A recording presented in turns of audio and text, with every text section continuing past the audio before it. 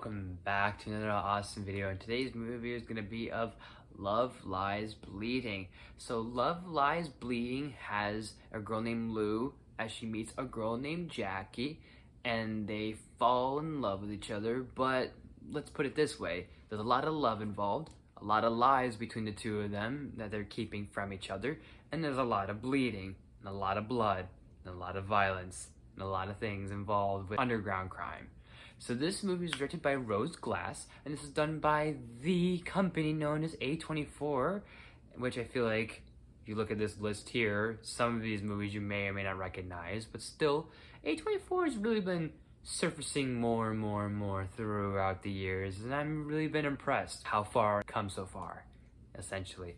But I said this already and mentioned this a little bit in my best movies of 2024 that I really like this movie a lot, and honestly, looking at it again, I really like it still nonetheless.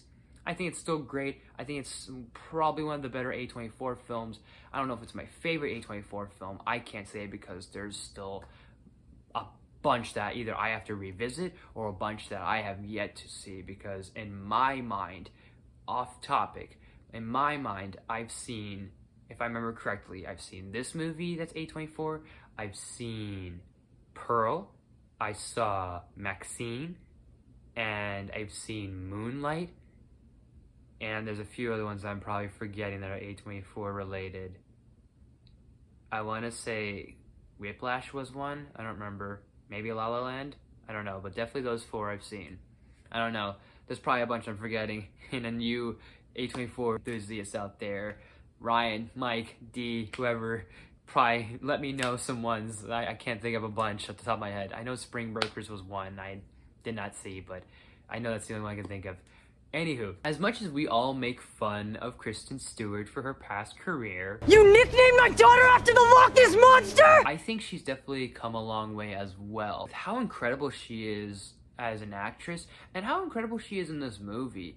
And in her chemistry with Katie O'Brien, I think they do have some really genuine, like, sweet, tender moments. I'm not gonna lie, there are a few issues I have with their relationship that make me kind of go, I don't know if you guys are perfect for one another, but then, number one, they kind of are at the same time perfect for each other, and number two, it's kind of like they're fucking fucked up fuck people, and honestly, it's like, hey, who isn't at this point in their lives? But like, I feel like even by that standards, it's like some of the things are kind of a little messed up, and I'm like, yeah, a little questionable what they do with each other, but at the end of the day, they are fit, I would say.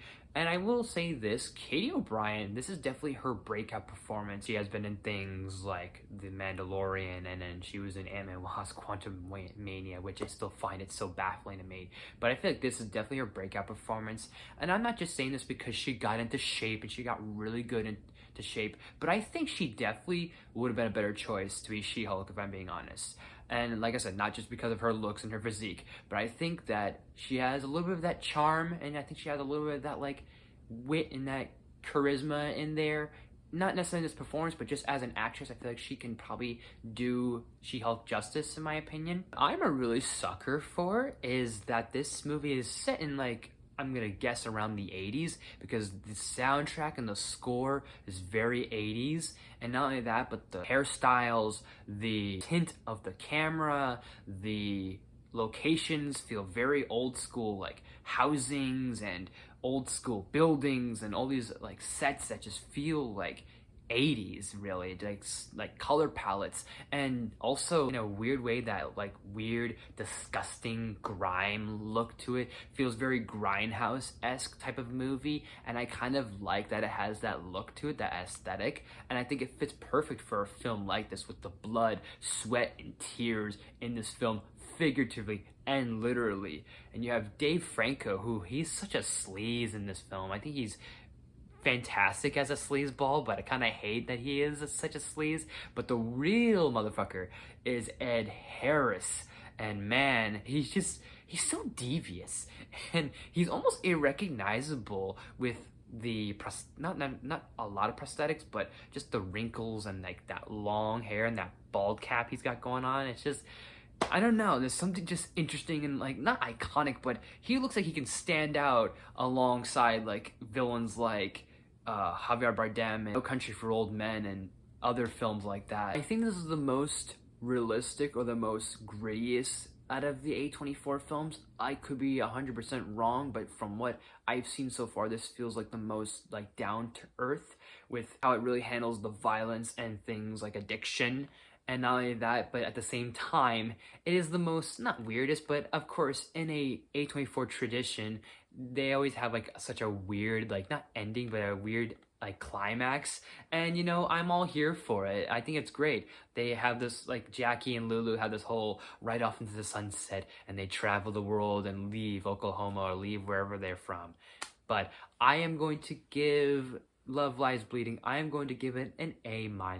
So Love Lies Bleeding, have you guys seen it? What did you think of it? Did you like it? Did you hate it? Let me know in the comment section down below. And as always guys, thank you so much for watching. If you liked this video, please smash the like button. If you're new to my channel, please subscribe. It also videos every day, if not every week. Make sure you ring that bell to new videos every week. Share the video with any friends, all the good stuff and more. Leave suggestions down in the comments. You name it.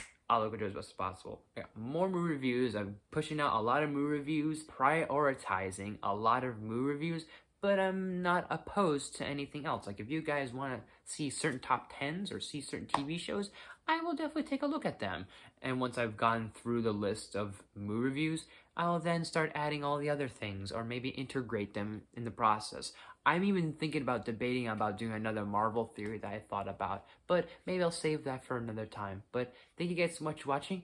I will see you all next time.